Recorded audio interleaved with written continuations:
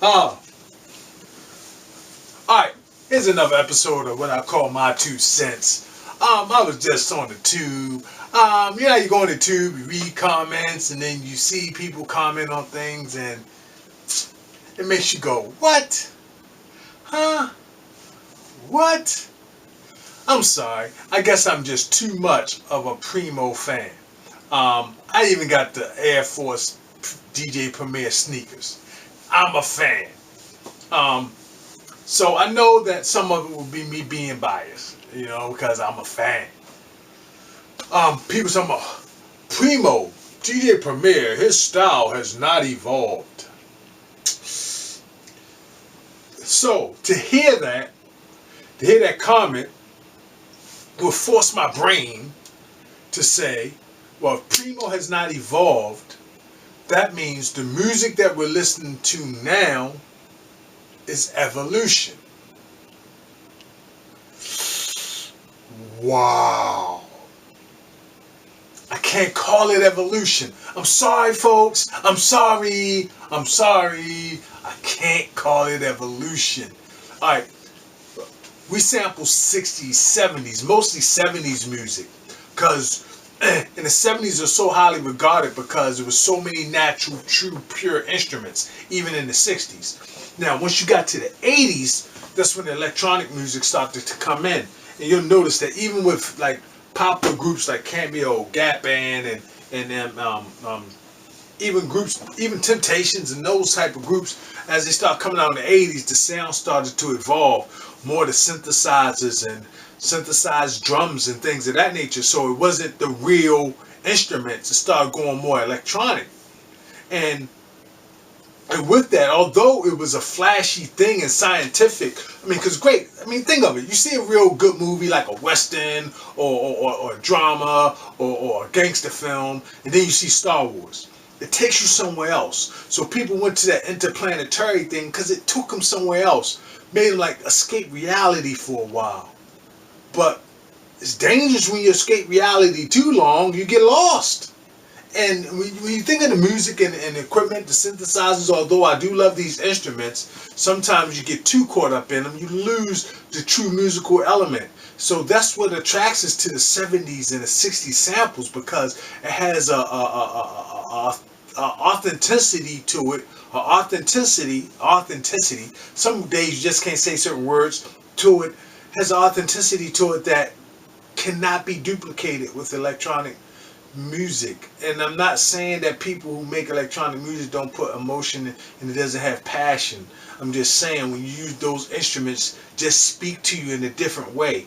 They speak to you in a totally different way. How it attracts your brain cells is a whole different way. So I get it, folks. I get it. Those who like the new music, those who like trap, and then they listen to old boom bap and old records, like, oh, that's old, it's not evolved. I get it, because that's what you're accustomed to.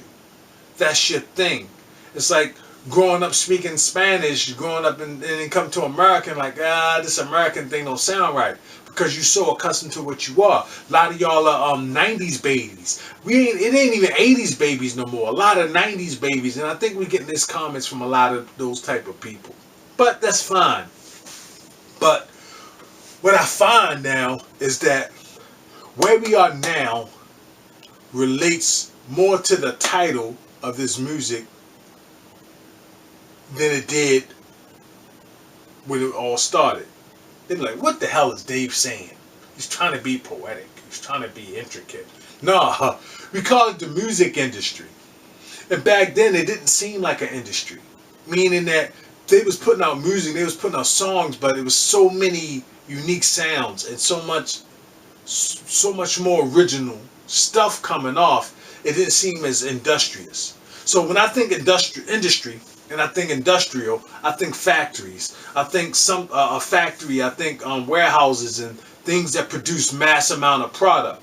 Like, it was an industry in the fact that you got vinyl and they press many vinyl, you know.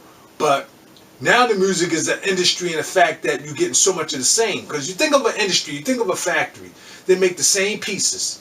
Over and over comes down that line and somebody is responsible for packing that piece. Then you take all these pieces to make one product, And all those pieces are for the same product. And when you put all those pieces together, they all look the same.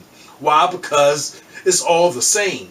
So if it's a cup, if it's a hat, if it's a seat, a chair, or whatever it is that machine is making and we're packaging or we're putting together, it's all for the same thing. So you got one assembly line. Even if you go to Michigan, it was 4. You go to one assembly line. You got one assembly line that's going to make the Ford Bronco. You got another assembly line that's going to make the Pontiac Trans Am. You know, they don't all run together because they're all using different parts, but they're all making the same. So you get all these Trans Ams, you get all these Broncos, and that's what's happening in music. We got a music industry now because a lot of the music are the same. We're using all the same sounds. We're using all the same melodies, all the same techniques, all the same rapping styles. Back in the day, you would go out of your way. I mean, you would go out of your way and do ridiculous stuff. And it was trial and error, and sometimes it just sounded whack.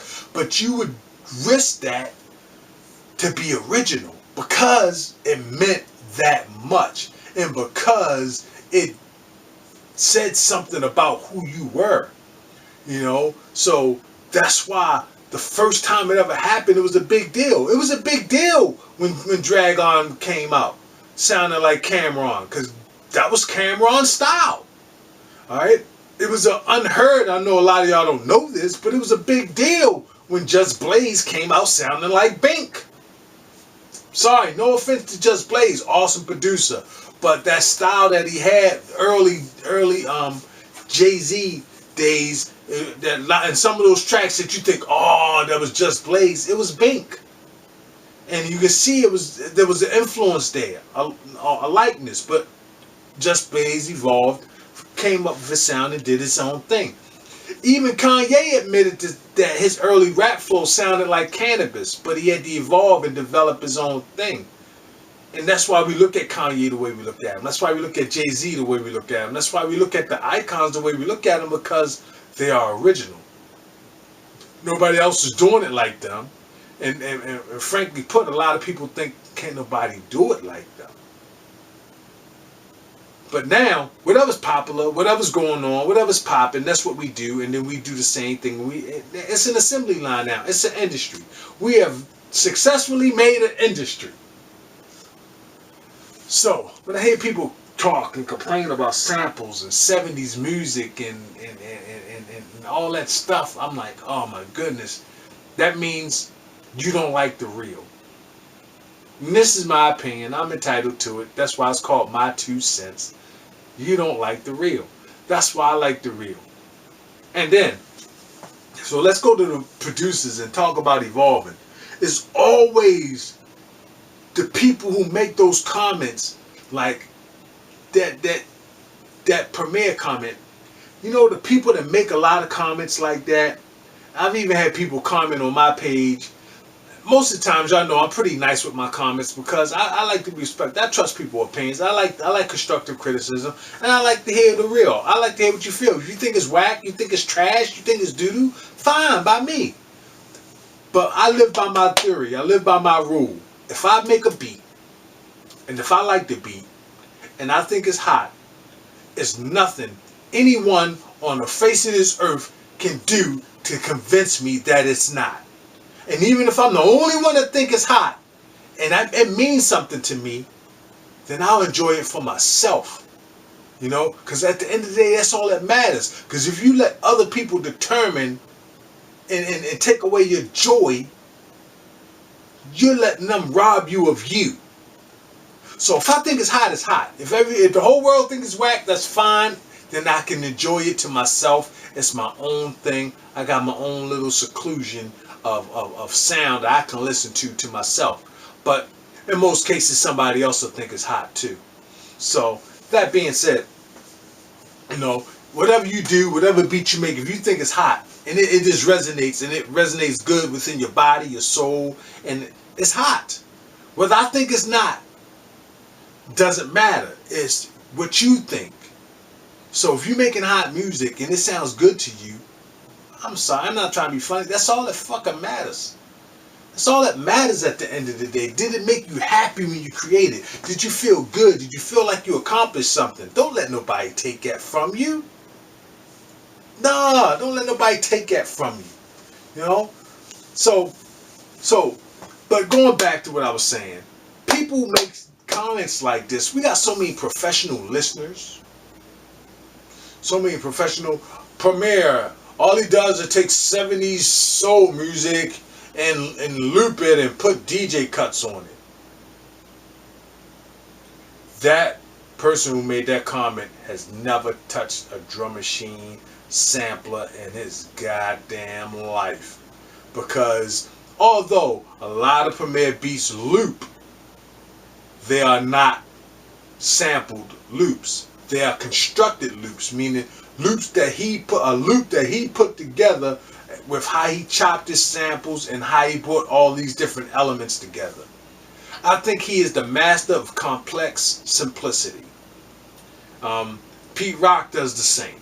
They are masters of complex simplicity because they'll take elements and it sounds so good that you think it's just a regular soul loop. So that's a compliment really to how good he make these loops. Same thing with Dilla, rest in peace. I mean, same way.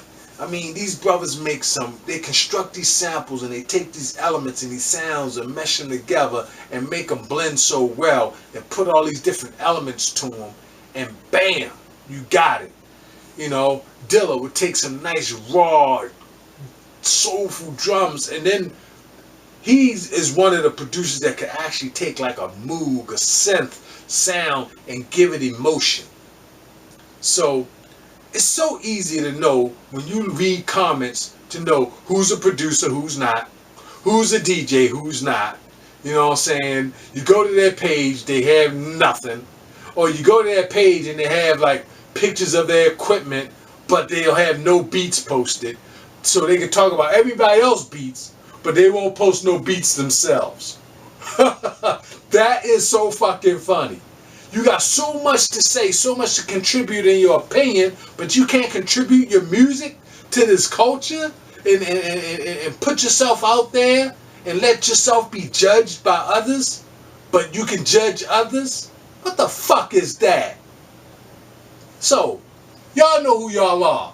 Cut that bullshit out. You know the fuck you are, and I ain't afraid to speak how I want to speak. This is my 2 fucking cents. You always got something to say, but you don't put yourself out there.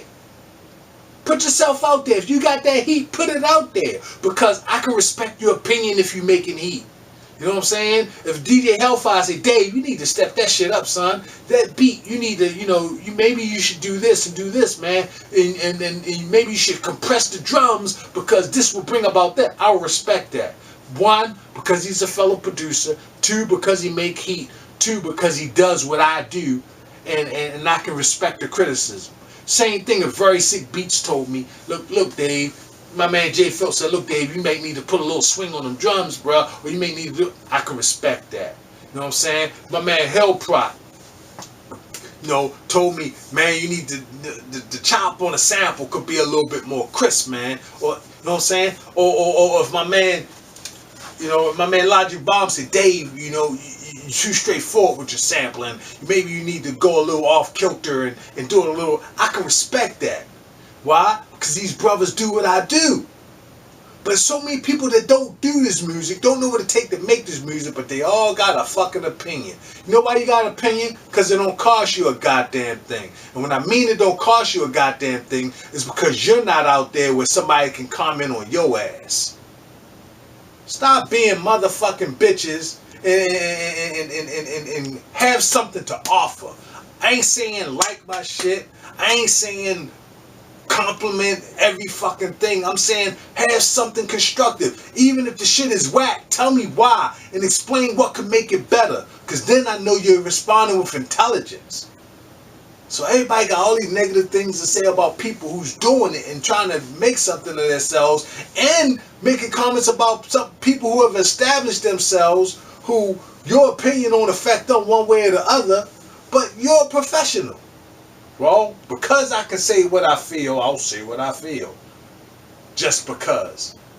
I mean, it's even people out there say, you know what? Yeah, I made the comment because I just felt like being a dick. Wow. Get a life. Get a life, motherfuckers. Damn it. Alright, so, I told y'all this my 2 cents thing would be amazing. This is where I ramble. So I tell you, if you not want to hear me go off and act crazy, or talk about something, crazy, don't watch it. But anyway, yeah, the music industry is truly an industry now because everything sounds the same. And that's why I believe that's a part of why no albums went platinum last year. So, but the real hip hop is out there. A lot of people say, "Oh, I want that real. We ain't getting enough of the real." Africa Bambaataa even said that real hip hop stations, hip hop stations saying if they're real hip hop stations or if they are hip hop, they should be playing hip hop, all hip hop from around the world. The true school stuff. So many people complain about the condition of the music and where it is. I mean, it's either here or there. It's young music now, and it's no different from when we came along, and we were like, I don't like that stuff. They ain't like what we was doing, and then some of them actually like what we were doing because they saw what it took. And some of them made comments because they didn't understand, and then when they attempted to do what we do, they're like, wow, this is an art form. You got somebody who can draw a picture, somebody who just takes a photo, and somebody said, well, the person that takes a photo, all he did was to snap a picture. What's artistic about that? It is really an art to taking photos. The lighting, what you see and what your eyes see and how you take the picture of something is truly unique. It's amazing. We are amazing. We are amazing individuals, and that's why it always disturbs me when someone who has no artistic ability or who's afraid to express their artistic ability but not afraid to express their opinions and comments that I call them destructive comments. And I call them destructive comments because everybody out there is not as strong as I am.